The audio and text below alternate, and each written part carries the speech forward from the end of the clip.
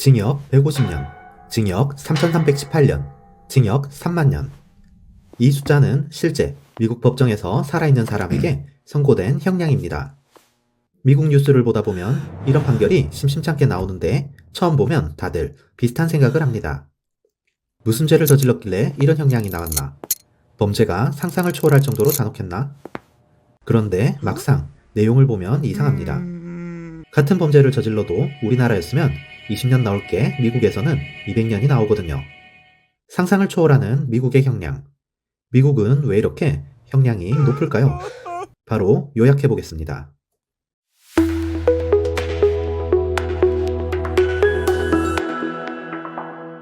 2012년 콜로라도에서 극장 총격 사건이 있었습니다.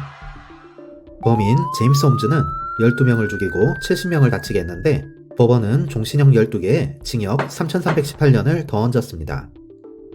1994년 오클라호마에서는 아동 성범죄자 찰스 스콧 로빈슨에게 징역 3만 년이 선고됐습니다. 6건의 범죄에 각각 5,000년씩 더해서 나온 숫자입니다. 사람이 100년도 못 사는데 수백 년, 수천 년, 수만 년을 선고합니다. 종신형 안 하면 어차피 평생 갇히는 건데 거기에 수천 년을 더 얹습니다. 이건 잔혹한 범죄에만 해당하는 게 아닙니다. 2009년 금융사기범 버나드 메이도프는 징역 150년을 받고 71살에 교도소에서 죽었습니다. 우리나라라면 많아봐야 20년입니다. 그런데 의아한 건 이 숫자들이 미국 법정에서는 정상적인 형량이라는 점입니다. 도대체 이 숫자는 어떻게 나온 걸까요? 미국의 형량이 원래부터 이렇게 높았던 건 아닙니다. 미국은 연방과 50개 주가 각각 형사법을 따로 운영합니다. 같은 범죄라도 어느 주에서 재판받느냐에 따라 형량이 달랐고 판사 재량도 컸습니다.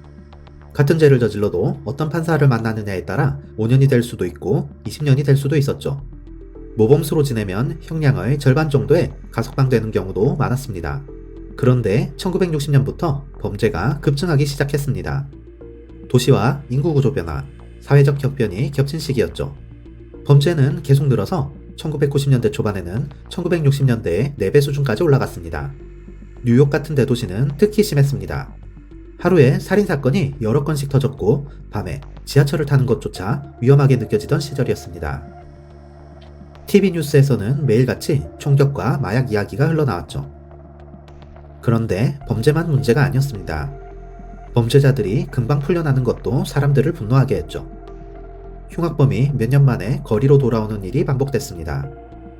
왜 저런 놈이 벌써 나왔냐? 사람들은 분노가 커졌고 정치권이 움직이기 시작했습니다. 1981년 로널드 레이건이 대통령에 취임했습니다. 그는 법과 질서를 내세웠고 마약과의 전쟁을 선포했죠. 범죄에 강경하게 대응하겠다는 게 레이건 정부의 핵심 기조였습니다.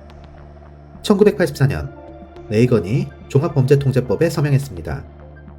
그리고 이 법으로 의무적 최저 형량이 도입됐습니다. 판사가 재량으로 형량을 낮추면 범죄자가 금방 풀려나니까 아예 법으로 한선을 정해버린 겁니다. 특정 범죄에 대해서는 판사가 아무리 사정을 봐주고 싶어도 일정 형량 이하로는 못 내리게 했습니다. 그리고 1987년에는 양형 가이드라인이 도입됐습니다. 판사마다 형량이 달라서 어떤 범죄자는 가볍게 풀려나고 어떤 범죄자는 무겁게 처벌받는다는 비판이 있었거든요. 그래서 범죄별로 형량 범위를 정한 표를 만들었습니다. 판사 재량이 크게 줄어든 겁니다. 다음 해인 1988년 대선에서는 범죄가 선거의 핵심 이슈가 됐습니다. 민주당 후보 마이클 듀카키스가 주지사로 있던 매사추세츠에서 사건이 터졌거든요.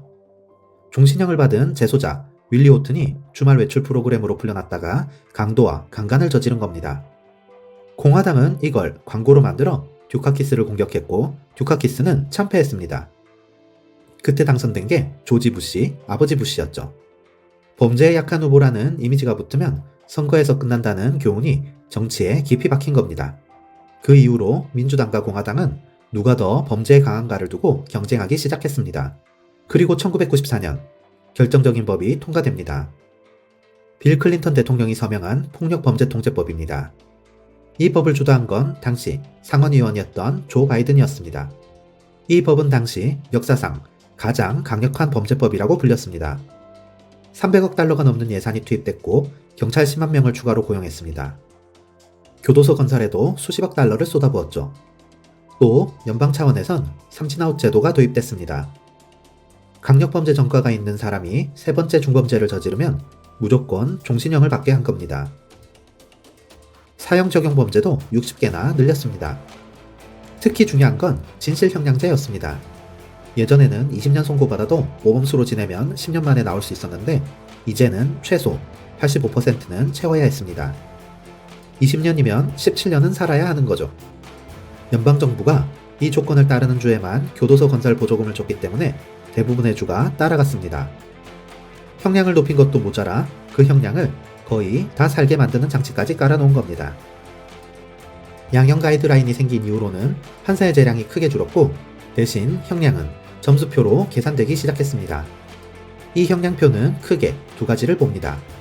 하나는 범죄의 심각도, 다른 하나는 피고인의 전과 기록입니다. 이 표에는 범죄마다 1부터 43까지 등급이 매겨져 있는데 1등급은 가벼운 범죄고 43등급은 가장 심각한 범죄입니다. 여기에 상황에 따라 점수가 더해지거나 빠지죠. 총을 사용했으면 몇 점 추가, 피해자가 노약자면 또 몇 점 추가, 범행을 인정하고 협조했으면 몇 점 감점, 이런 식입니다. 전과 기록도 점수로 환산됩니다. 과거에 1년 넘게 징역을 살았으면 3점, 60일 이상이면 2점, 그 이하면 1점. 이렇게 점수를 합산해서 범죄자를 1부터 6까지 카테고리로 분류하죠. 그 다음 표를 봅니다. 쉽게 말하면 구구단표 같은 겁니다. 범죄 등급이 23이고 전과 카테고리가 1이면 표에서 둘이 만나는 칸을 찾습니다. 거기에 46개월에서 57개월이라고 적혀 있으면 판사는 그 범위 안에서 형량을 정하는 거죠. 물론 특별한 사유가 있으면 범위를 벗어날 수도 있지만 대부분은 이 표가 정한 대로 따릅니다. 아무리 정상참작 사유가 있어도 표에서 벗어나기 쉽지 않거든요. 그리고 미국에선 실제로 형량을 결정하는 사람이 판사가 아닐 수도 있습니다. 왜냐하면 미국 연방 형사 사건의 약 90%가 재판까지 가지 않거든요. 미국은 배심원 재판이 기본입니다. 시민들이 배심원으로 참여해서 유죄인지 무죄인지 판단하는 방식인데 이건 오래 걸리고 비용도 많이 듭니다. 검사 입장에서는 모든 사건을 재판으로 가져가면 시간도 인력도 부족하고 피고인 입장에서도 재판 결과를 기다리는 동안 구치소에 갇혀 있어야 하죠. 그래서 양쪽 다 협상으로 끝내는 경우가 많은데 이걸 유죄협상, 플리바게닝이라고 합니다. 플리바게닝은 검사와 피고인 측 변호사 사이의 거래입니다. 검사가 이렇게 제안하죠. 지금 유죄를 인정하면 5년으로 합의해줄게. 하지만 재판까지 가면 30년 구형한다. 어떻게 할래? 피고인이 받아들이면 판사 앞에서 유죄를 인정하고 판사는 합의된 형량을 선고합니다. 피고인 입장에선 선택지가 별로 없습니다. 자신이 더 가벼운 죄라고 확신해도 재판에서 질 가능성은 있고 치면 30년입니다. 5년을 받아들이면 확정이지만 적어도 30년보다는 훨씬 낫죠. 대부분의 사람들은 이 도박을 걸지 못합니다. 30년이라는 숫자가 너무 무섭기 때문이죠. 그래서 미국의 높은 법정형은 사실 재판에서 선고하기 위한 숫자가 아닐 수도 있습니다. 협상 테이블에서 피고인을 압박하기 위한 가격표로 쓰이는 거죠. 검사는 여러 혐의를 쌓아놓고 최대 형량을 높게 부풀린 다음 협상에서 이걸 무기로 씁니다. 결과적으로 미국에서 형량을 실질적으로 결정하는 건 판사가 아니라 검사인 경우가 많고 법정형이 높을수록 협상에서 유리하니까 형량이 높게 유지되는 구조가 된 겁니다. 그런데 아직 나오지 않은 답이 있습니다. 도대체 어떻게 300년, 1000년 같은 형량이 나오는 걸까요? 비밀은 형량을 계산하는 방식에 있습니다. 미국은 죄마다 형량을 따로 매기고 그걸 더합니다. 편의점을 털고 주유소를 털고 약국을 털었으면 강도 3건이죠. 거기에 피해자별로 협박죄가 따로 붙고 무기를 들었으면 무기 소지도 따로 붙습니다. 거기에 강력범죄에는 연속형이라는 게 적용됩니다. 형량을 동시에 복역하는 게 아니라 차례로 복역하게 하는 거죠. 10년짜리 형을 다 살면 다음 10년이 시작되고 그것도 다 살면 또 다음 10년이 시작됩니다. 10년짜리 3개가 30년이 되는 거죠. 피해자 한 명 한 명에게 따로 값을 치르게 하겠다는 논리인데 미국은 형량을 더하는데 상한이 느슨하거나 없어서 수백 년, 수천 년까지도 늘어날 수 있습니다. 실제로 찰스 스콧 로빈스는 1994년 오클라호마에서 아동 성범죄 6건으로 3만 년을 선고받았습니다. 법원은 각 건에 대해 5,000년씩 선고하고 이걸 더했죠. 5,000년 곱하기 6건은 3만 년. 이 사람이 3만 년을 살 수는 없지만 이 사람은 살아서 절대 나올 수 없다는 메시지를 숫자로 표현한 겁니다. 2012년 콜로라도 오로라 영화관 총기 난사 사건을 일으킨 제임스 홈즈는 종신형 12개에 3,318년을 선고받았습니다. 종신형 12개는 살인 피해자 1명당 하나씩이고 3,318년은 살인 미수 70건과 폭발물 소지 등 기타 혐의를 쪼개서 각각 형량을 매기고 더한 겁니다. 배심원이 사형 대신 종신형을 택했지만 숫자로 보면 인간의 수명을 훨씬 넘어서죠. 이런 흐름 속에서 미국은 1990년대 중반부터 범죄율이 떨어지기 시작했습니다. 폭력 범죄는 절반 가까이 줄었고 살인율도 크게 낮아졌죠. 다만 이게 형량을 높인 덕분인지는 논쟁이 있습니다. 대량 수감이 범죄 감소에 기여했다는 연구도 있지만 경제 호황, 인구 구조 변화, 경찰 전략 변화 같은 다른 요인들도 겹쳤습니다. 오래 가두는 게 효과가 있긴 합니다. 감옥에 있는 동안은 범죄를 저지를 수 없으니까요. 연구에 따르면 수감자 1명당 연간 2건에서 5건의 심각한 범죄가 예방되는 것으로 추정되고 특히 상습범을 가두면 효과가 큽니다. 수감자들의 범죄율이 비수감자보다 10배에서 50배까지 높다는 연구도 있었거든요. 다만 한계도 분명합니다.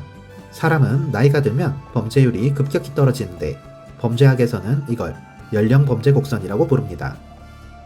20대 중반을 지나면 범죄율이 빠르게 줄어들어서 형량을 15년에서 20년으로, 20년에서 30년으로 늘려도 추가로 예방되는 범죄는 많지 않습니다. 이미 늙어서 범죄를 저지를 가능성이 낮은 사람을 계속 가두는 셈이니까요. 한편 수감자는 폭발적으로 늘어났습니다. 1972년 미국 교도소에서는 인구 10만 명당 100명이 갇혀 있었는데 2000년대 후반에는 500명을 넘어서 35년 만에 5배가 됐습니다. 지금 미국에는 약 200만 명이 교도소와 구치소에 갇혀 있고 세계 전체 수감자의 약 20%가 미국에 있습니다. 인구는 세계의 4%인데요. 다른 나라와 비교하면 차이가 더 선명해집니다.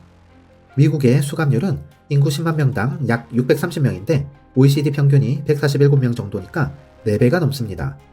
영국이 130명대, 독일이 70명대, 일본이 40명대고요. 비용도 만만치 않습니다. 수감자 1명을 1년 가두는 데 드는 비용이 중위값 기준 연간 6만 달러, 우리 돈 8천만 원 정도고 캘리포니아는 12만 달러가 넘습니다. 주정부들이 교도소 운영에 쓰는 돈을 합치면 연간 85조 원입니다. 미국의 수백 년 형량은 누군가 특별히 과하게 굴어서 생긴 게 아닙니다. 범죄가 폭발하던 시대에 정치권이 경쟁적으로 형량을 올렸습니다. 판사가 낮은 형량을 선고하지 못하도록 의무적 최저 형량을 만들었고 전과가 있으면 더 무겁게 처벌하는 삼진아웃법도 도입했습니다. 양형 가이드라인이 생기면서 판사 재량은 더 줄었고 거기에 죄를 쪼개서 더하는 연소형까지 적용되면서 징역 300년, 3000년, 3만 년 같은 형이 나오게 된 겁니다. 여러분은 이렇게 상상을 초월하는 미국의 형량에 대해 어떻게 생각하시나요? 여러분의 의견을 댓글로 남겨주세요.